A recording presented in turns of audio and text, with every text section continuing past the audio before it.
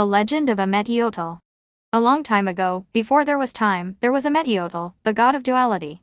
He was the beginning and the end, the Alpha and the Omega, the everything and the nothing.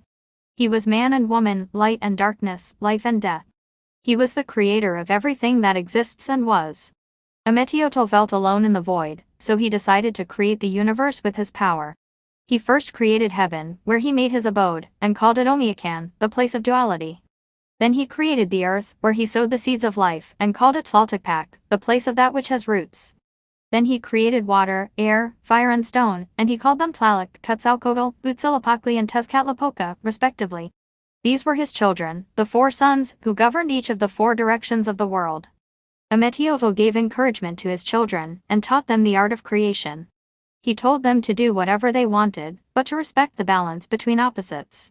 He warned them that if they broke the harmony, the universe would fall apart and they would have to start over.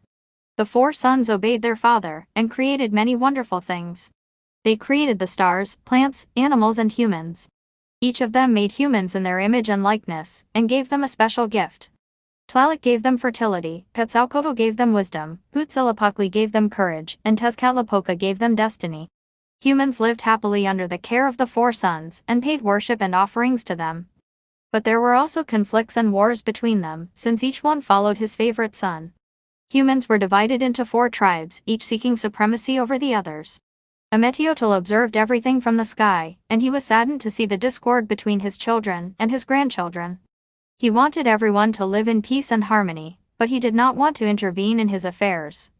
He respected the free will of his creatures and hoped that they themselves would find the path to unity. One day, one of the humans had a vision. He was a priest of Quetzalcoatl, and his name was Quitmik. In his dream, he saw Ometeotl, who spoke to him with a soft and sweet voice.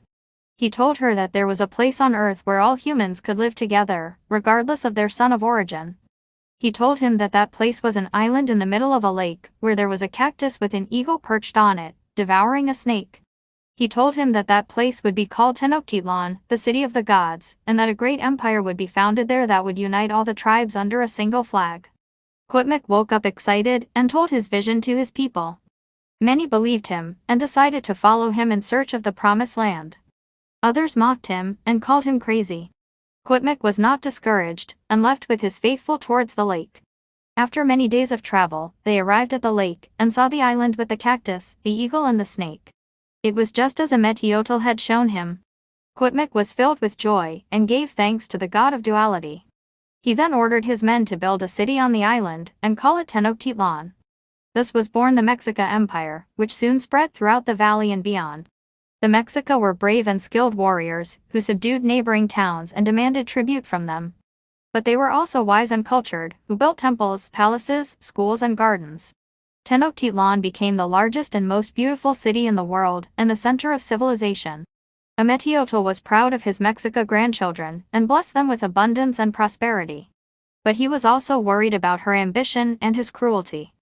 He saw that the Mexica sacrificed thousands of humans in honor of the 4 sons, and that they despised other peoples. He feared that the Mexica would break the balance between opposites, and provoke the wrath of his children. One day, another of the humans had a vision. He was a priest of Huitzilopochtli, and his name was Moctezuma. In his dream, he saw Ometeotl, who spoke to him with a stern and harsh voice. He told him that there was a danger that threatened the Mexica Empire, and that it came from the other side of the sea. He told him that they were bearded and white men, who brought guns and horses, and that they came to conquer and destroy. He told him that those men were the envoys of Quetzalcoatl, who had returned to claim the throne from him.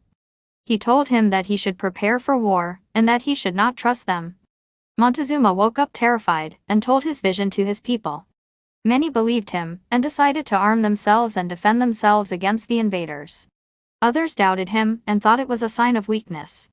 Montezuma could not decide, and he wavered between war and peace. Shortly after, the white men, who were called Spaniards, arrived.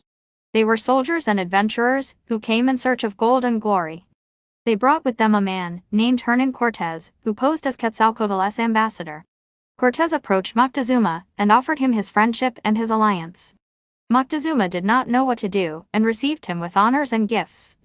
But he soon realized that Cortés was a traitor and an enemy, who wanted to take over his empire and his religion. A bloody war broke out between the Mexica and the Spanish, which lasted several years.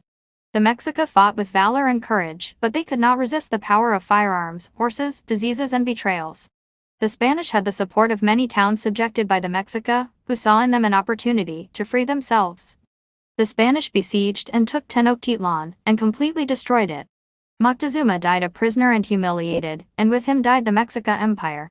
Ometeotl cried for his Mexica grandchildren and cursed them for their pride and his violence. But he also wept for his Spanish grandchildren and cursed them for their greed and his cruelty. He saw that the Spanish imposed their culture and religion on the people of America, and that they erased much of their history and identity. He saw that the Spanish mixed with the indigenous people, and that they created a new race and a new nation. He saw that the Spanish forgot about him, and that they called him God. Ometeotl retired to his sky and remained silent. He hoped that one day, his children and his grandchildren would be reconciled, and that they would remember their origin and his destiny. He hoped that one day, his children and his grandchildren would restore the balance between opposites and live in peace. The legend